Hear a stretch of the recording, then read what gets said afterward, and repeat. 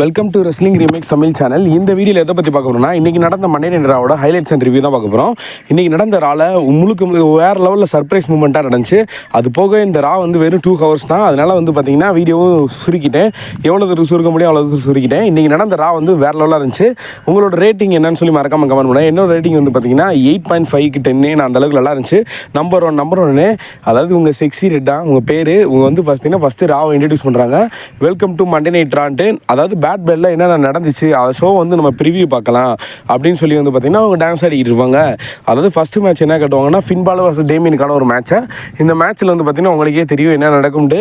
இந்த மேட்ச்சில் கடைசியில் ஒரு ஜட்மெண்ட் இன்வால்மெண்ட் இருக்கும். பட் இருந்தாலும் வந்து பார்த்திங்கன்னா டேமியன் பிரிஸ் இந்த மேட்ச்சை வந்து வின் பண்ணி விட்ருவார். அடுத்து வந்து பார்த்திங்கன்னா லீவ் மார்கன் வர்சஸ் ரியா ரிப்ளிக்கான ஒரு மேட்ச்சு. இந்த மேட்ச்சில் அதாவது இவங்க ரியா ரிப்ளி வந்து பார்த்திங்கன்னா லீவ் மார்கன் அடிக்கிறதோட டாமினிக் அடிக்கிறதெல்லாம் ரொம்ப ஒரு குறிக்கோளோடு இருந்தாங்க. அவர் எப்போ தொங்குனாரோ அப்படி அடிக்கிறேன்னு வச்சு கடைசியில் ரக்கேல் ரவுண்டு ஏஸ் வந்து பார்த்திங்கன்னா வந்தோடனே அவங்க வின் பண்ண வச்சிட்டாங்க. அடுத்து நெக்ஸ்ட் வந்து பார்த்திங்கன்னா சிஎம் பங்க் மேட்ச் தான். CM bunk true minder match.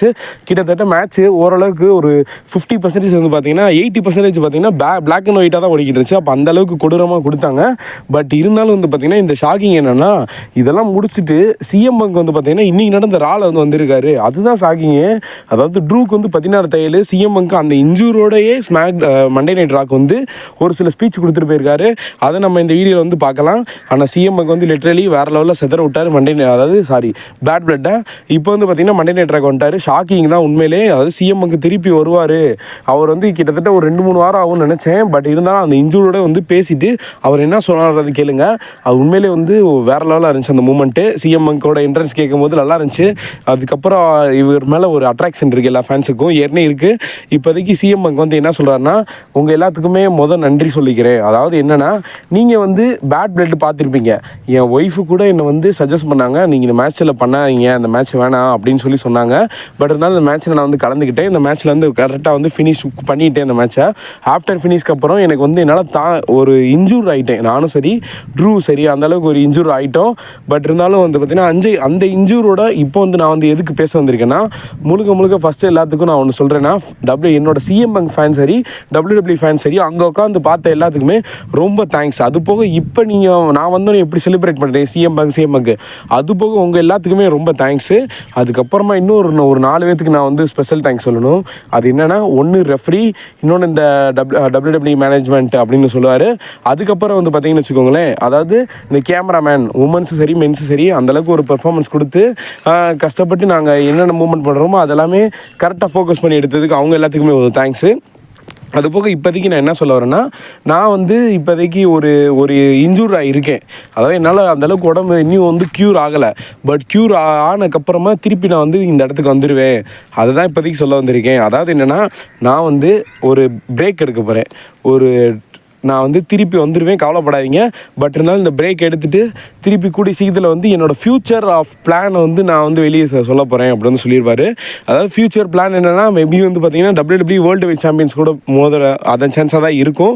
ஏன்னா சிஎம் பங்க் இப்போதைக்கு வந்து ஒரு கொடூரமான மேட்ச் கொடுத்துட்டாரு. நெக்ஸ்ட்டு அவரோட வந்து ஃபியூட் வந்து ட்ரூ கூட போகாதுன்னு நினைக்கிறேன். பட் இருந்தாலும் நெக்ஸ்ட்டு வந்து WWE சாம்பியன்ஷிப் கூட மேட்ச் பண்ண நல்லாயிருக்கும். ஆனால் இப்போதைக்கு என்ன சொல்கிறேன், சிஎம்முக்கு ஓகே இப்போதைக்கு நான் வந்து போயிட்டு வருவேன், எல்லாத்துக்குமே நான் சொல்லிடுறேன், திருப்பி நான் வர கொஞ்சம் லேட் ஆகும், அவ்வளோதான் இப்போதைக்கு நான் சொல்லிக்கிறேன் அப்படின்ட்டு அதாவது எல்லோரும் கெட் வெல் சூன் கத்திடுறாங்க. சிஎம்முக்கு இப்போ சொல்லிவிட்டு நான் கிளம்புறேன் அப்படின்னு சொல்லி திரும்புகிறாரு. அப்போ தாங்க மரணமான ஷாக்கிங்கு. அதாவது நம்பர் டூ என்னென்னா, அந்த ஷாக்கிங் வேறு யாரும் இல்லை, செத் ஃபிக்கிங் ரால்ஸ் வந்துட்டார். ஏன்னா செத் ஃபிக்கிங் ரால்ஸ் வரப்போகிறான்னு தெரியும். ஆனால் பட் சிஎம் பங்க்கும் செத் ரால்ஸும் ஒன்று ஃபேஸ் டு ஃபேஸ் நிற்பாங்கன்னு அது தெரியாதுல்ல. அதாவது அது வந்து மிரட்டலான ஒரு மூமெண்ட்டாக இருக்கும். சிஎம் பங்க் அண்ட் செத் ரால்ஸ் வந்து பார்த்திங்கன்னு வச்சுக்கோங்களேன் ஃபேஸ் டு ஃபேஸ் நிற்பாங்க. சிஎம் பங்க் செத் ரால்ஸ் வந்து பார்த்திங்கன்னா அவர் இடிச்சு தள்ளிட்டு போயிடுவார். அந்த மூமெண்ட்டில் வர அளவுக்கும் சிஎம் பங்க் வந்து முறைச்சிக்கிட்டு இருப்பார். ரெட்லரி அந்த மூமெண்ட் வந்து பார்த்திங்கன்னா பயங்கரமாக இருக்கும். சிஎம் பங்க் வந்து அங்கேருந்து முறைச்சிக்கிட்டே இருப்பார். இதுலேருந்து டீஸ் பண்ணுறாங்க, மேபி சிஎம் கூட நெக்ஸ்ட் ஆப்போனன்ட் வந்து செத் ரால்ஸாக கூட இருக்கலாம். செத் ரால்ஸ் என்ன சொல்கிறாங்கன்னா, welcome to Monday night Raw. இப்போ நம்ம இந்த ராவில் வந்து ஒரு சில விஷயம்லாம் பேச போகிறோம். அதுக்கு முன்னாடி சிஎம் பங்க் இந்த ஃபேன்ஸுன்னு சரி நானும் சரி உங்கள் எல்லாத்துக்குமே அதாவது கெட் வெல் சூன் அப்படின்னு சொல்கிறேன். ஆனால் இப்போ மட்டும் நல்லா இருந்தேன்னா ஒன்று அடித்து பொழந்துருப்பேன்டா அப்படின்றான் செத் ரால்ஸ். மிரட்டி விட்டுருவோம் அந்த மூமெண்ட்டு. அதுக்கப்புறம் என்ன சொல்கிறாருன்னா, பேட் பிளட்டில் ஒரு சில மூமெண்ட் நடந்துச்சு. அதாவது ஒரு கிரேசி மூமெண்ட் நடந்துச்சு. டாமினிக் மிஸ்டீரியோ கீழே தொங்கிக்கிட்டு இருந்தான். அது போக ஒரு ஃபயரான மூமெண்ட் நடந்துச்சு. ஃபைனல் பாஸ் ராக் வந்தார். அண்ட் கோடி போய் ரோமன் ரெயின்ஸ் கூட டீம் அப் பண்ணா பார்த்தீங்களா, அதெல்லாம் அப்படின்னு கொஞ்சம் யோசிச்சுக்கிட்டு இருப்பார். அதுக்கப்புறம் என்ன சொல்லுவாருன்னா, சரி, இப்போ அவங்கள விட என்னை பற்றி நான் பேசுகிறேன். அதாவது நான் வந்து இப்போ எதுக்கு வந்தேன்னா, லாஸ்ட் நடந்த மண்டே நைட் ராவில் பிரான்ஸ் பீடை வந்து தோக்க வச்சிருப்பேன். அதாவது பிரான்ஸ் ஸ்ட்ரோமன் வந்து வின் பண்ண வச்சிருப்பேன். பட் இருந்தாலும் நான் வந்து பிரான்ஸ் பீடுக்கு ஒன்று சொல்ல விரும்புகிறேன். இப்போதைக்கு மண்டே நைட் ராவை ரோல் பண்ணுறது யாருன்னா செத் ஃபிக்கிங் ராலன்ஸ் அப்படின்னு சொல்லுவார். அதாவது ஒன்று சொல்ல வரேன் என்னன்னா, நான் உனக்கு ஒரு 15 நிமிஷம் தான் டைம் தருவேன். நீ கேமரா நம்ம கிட்டதலாங்களேன் அப்படின்னு வந்து உனக்கு நல்லா கேட்டுக்கோ, 15 நிமிஷம் தான் டைம் தருவேன். அந்த 15 நிமிஷத்தில் நீ எந்த பிளேஸ் வேணால் சூஸ் பண்ணிக்கோ, எந்த இடம் வேணால் சூஸ் பண்ணிக்கோ. அங்கே நான் வந்து ப்ளே பண்ண ரெடி. நீ உன்னோட ரிப்ளைக்காக நான் வந்து வெயிட் பண்ணுறேன், சரியா அப்படின்னு வந்து மிரட்டி விட்டுருப்பாரு. அதாவது 15 மினிட்ஸ்னு வந்து டீஸ் பண்ணுறாங்கன்னா, மேபி இது வந்து அயன்மேன் மேட்சாக கூட இருக்கலாம்னு என்னோட எக்ஸ்பெக்டேஷன் இருக்குது. ஏன்னா வந்து பார்த்தீங்கன்னா 15 மினிட்ஸ் அப்படின்றார்ல, எந்த பிளேஸாக இருந்தாலும் பரவாயில்ல, மேபி அயன்மேன் மேட்சாக கூட இருக்கலாம்னு நான் சொல்கிறேன். இதுக்கப்புறமா அவர் செத்ரான் தீம் மியூசிக் போட்டோன்னே சரி கிளம்பிட்டாருன்னு பார்த்தா, அதுக்கப்புறம் எப்படி இவர் சிஎம்க்கு ஷாக் கொடுத்தாரோ அதே மாதிரி இவருக்கு ஒரு ஆள் ஷாக் கொடுப்பாங்க. மெயின் ஈவென்ட் ஜே உசோ வருவார். அந்த மூமெண்ட் வந்து வேறு லெவலாக இருக்கும். என்னடா அது மெயின் ஈவென்ட் ஜே உசோட அதாவது என்ட்ரன்ஸு நான் சொல்லியிருப்பாங்க ஒரு சிலவர்லாம், அவரோட அந்த தீம் சாங்க்கு எல்லாருமே அந்த கையாட்டுவாங்களே, அந்த மூமெண்ட் லிட்ரலி வேறு லெவலாக இருக்கும். அந்த செத்ரான்ஸை பார்த்துக்கிட்டு இருப்பார். செத்ரான்ஸ் கிட்ட போய் பேச போவார். பட் இருந்தாலும் செத்ரான்ஸ் வந்து அதை அவாய்ட் பண்ணிட்டு போயிடுவார். சரி ஒரு வேளை நான் கூட ஏதோ அது ஏதாவது உங்களுக்கு கான்ட்ரவர்சி நடக்குன்னு நினச்சேன். பட் தான் செத்ரான்ஸ் அவாய்ட் பண்ணிட்டு கிளம்பிடுவார். அப்புறம் main event number 3 main event Jey Uso சேவியருக்கான ஒரு மேட்ச்சில் மெயின் ஈவென்ட் ஜே உசோ அதாவது ஃப்ளையிங் மூவில் ஒரு கிக் அடிச்சுட்டு யூசோ ஸ்பிளாஷ் போட்டு இந்த மேட்ச் முடிச்சு விட்ருவாரு. ஏன்னா அந்த வீடியோ வந்து லென்த்தாக போய்கிட்டு இருக்கு, அதனால தான். பட் இருந்தாலும் செத்ரான்ஸ் வந்து பார்த்தீங்கன்னா அவர் மெயின் ஈவென்ட் ஜே உசோ வந்து ரெஸ்பெக்ட் பண்ண பார்ப்பாரு. ஆனால் அதை ஏற்றுக்காமல் போயிடுவார். பிரான் பிரேக்கரில் வந்து மெயின் ஈவென்ட் ஜே உசோக்கு ஒரு ஸ்பீரை போட்டு விட்ருவாரு. லிட்டரலி சர்ப்ரைஸாக இருக்கும். பட் இருந்தாலும் இந்த மூமெண்ட் நீங்கள் எங்கே பார்த்துருமே நான் மறக்காமல் கமெண்ட் பண்ணுங்க. ரெண்டு பேருமே பேசிக்கிட்டு இருப்பாங்க, வா அவனை போய் காப்பாற்றுவோண்டு. கடைசியில் வாடான்னுவாங்க. கடைசியில் காஃபி கிங்ஸ்டன் வந்து பார்த்தீங்கன்னா மேலே ஏறி அட்டாக் பண்ணுவார். ஆனால் பிரான் பிரேக்கர் இப்போதைக்கு கீழே தான் இருக்காருன்னு நினைக்கிறேன். அந்தளவுக்கு கொடூரமாக ப்ளே பண்ணியிருப்பார். அவர் வந்து பார்த்தீங்கன்னா காஃபி கிங்ஸ்டனுக்கு ஸ்பீரை போட்டு அடிச்சு விட்ருவாரு. கீழே ஜேவியர் மட்டும் நீ மட்டும் என்னடா தெம்பா நிற்கிறேன்ட்டு அவனுக்கு ஓடி வந்து ஒரு ஸ்பீரை போட்டுருவார். வேறு லெவலாக இருக்கும். மேலே ஏறி வந்து பார்த்தீங்கன்னா திருப்பி அந்த டைட்டில் எடுத்து டீஸ் பண்ணியிருப்பார். அகைன் உங்களுக்கான ஒரு மேட்ச் நடக்கலாம் அப்படின்னு வந்து இப்போதைக்கு எனக்கு தோணுது. இது வந்து பார்த்தீங்கன்னா அடுத்த ராவில் நடக்கலாமா அப்படின்னு தெரில.